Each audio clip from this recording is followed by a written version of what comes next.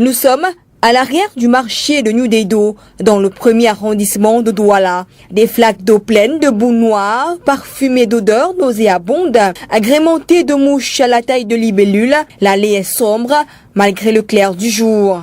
Un zeste de chanvre indien excite les narines du reporter avec un sentiment de frayeur. Finalement, notre équipe traverse le groupe de fumeurs et découvre au loin un petit marché de légumes, de sous-vêtements, d'huile de cuisson, de comptoir, de bois, entre autres.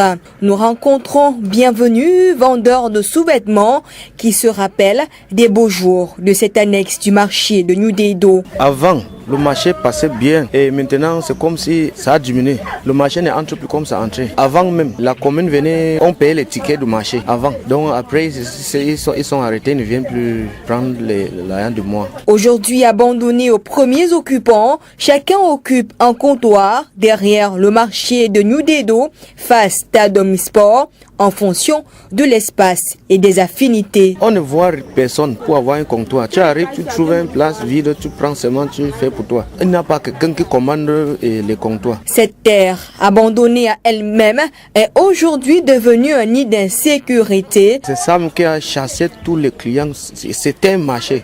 Maintenant, comme il y a les fumées, les chambres, les bandits qui arrachent les porte-monnaies, les sacs des clients même. Les clients ont même peur de venir même acheter parce qu'ils ont peur des bandits. Non, même les vendeurs, on a même peur parce que parfois tu restes avec ton sac même, tu veux tourner, tu ne trouves plus. Alors qu'ils ont pris. Une situation qui qualifie désormais cet espace de désert. Régine est également commerçante. Avant la morue fumée et le maquereau, les clients ne sont pas nombreux parce que nous sommes presque ici au désert. Donc on appelle le désert, c'est désert.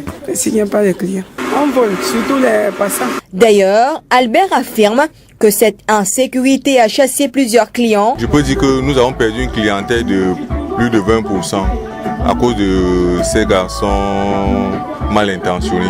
Et ceux-ci sont la crainte de la police malgré les patrouilles. Même en journée, ils agressent.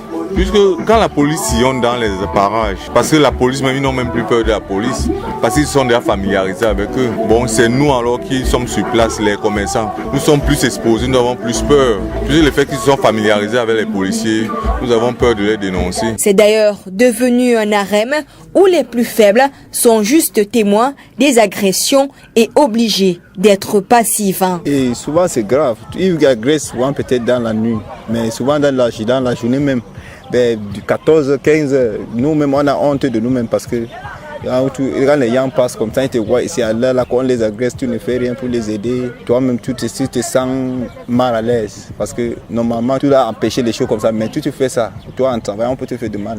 Maman Passy, habitant du quartier arrière au marché de New Dedo, reste en attente de l'aménagement des drains pour limiter les inondations. Nous habitons derrière le marché. Nous sommes les dernières maisons dans le marécage. Tous nos soucis, c'est les drains là. Ils ont commencé depuis des années, depuis ils nous disent qu'ils repassent et ils nous laissent anxieux là parce qu'on a toujours peur qu'on peut venir nous casser, on peut venir arranger. Bon. Et ils nous ont déjà situés, ils nous ont dit l'année dernière qu'ils venaient en janvier. Et voilà maintenant là, avec tout ce qui se passe dans les drains, vous voyez comment les herbes poussent. On fait des efforts pour mettre la propriété partout. L'eau qui n'arrive pas à circuler stagne et génère des maladies. Il y a des cas de maladies, les moustiques en saison sèche, là, avec toutes les herbes là, et puis l'eau qui stagne là. Parce que au fond, l'eau ne coule pas bien là-bas. Il y a ceux qui évitent, comme nous ici, chacun, nous avons les bacs à ordures.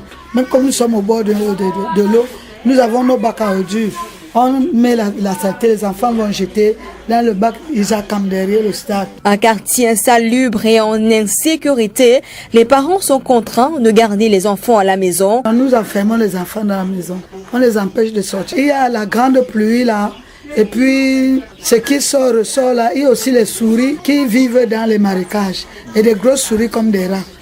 Ils peuvent sortir et puis les enfants ne connaissent pas ce que c'est que ces genres d'animaux-là. Les beaux jours sont des exceptions. C'est quand il fait un peu beau temps comme ça là.